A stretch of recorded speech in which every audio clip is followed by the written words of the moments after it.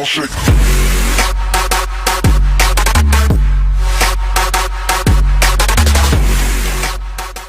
So in this tutorial video for AutoCAD 2013, I want to go over how to use the scale tool in the modify panel. So the scale to use this one right here, it looks like a small square within a larger one, and we do the same process here in terms of picking the function and then selecting the objects. So on my screen I have two identical copies of a shape and then a larger rectangle and same, and then use that for reference in just a minute. So to scale something, there's a couple ways to do it.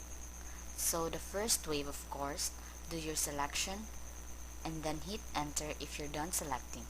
And we're going to pick a base point, and this is the same thing that we've done with moving copy and rotated near it. It's all the same type of process. So pick this lower right hand corner, that right angle of the triangle, and now I can do is just move my mouse and click, and they'll give me larger or smaller shape. So for example, if I type in 0.5, enter, that is 50% of its original size as those 0.5. I'm just going to undo that, Control Z. So I just scale, select size, shape, and hit enter, pick my base point. So if I do, for example, 0.75, that's 75% of its original size, shrunk by 25%. Undo that and take a bigger, do the same process, but this time maybe I'll say 2, so now that's twice as big as its originals. That's doing the scale factor. I'll just undo that to get it back to normal. We can also do it by reference, and that's how we would rotate something by reference. For example, we did that before, so to scale by reference, what you need is the object that you're trying to match.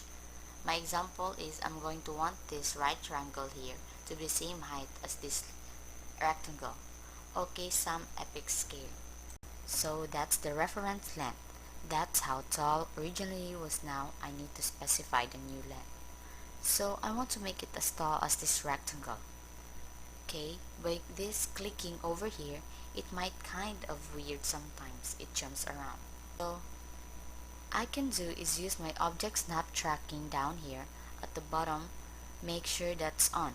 I can hover over these points, bring my line over, click, and now I have my shape scaled.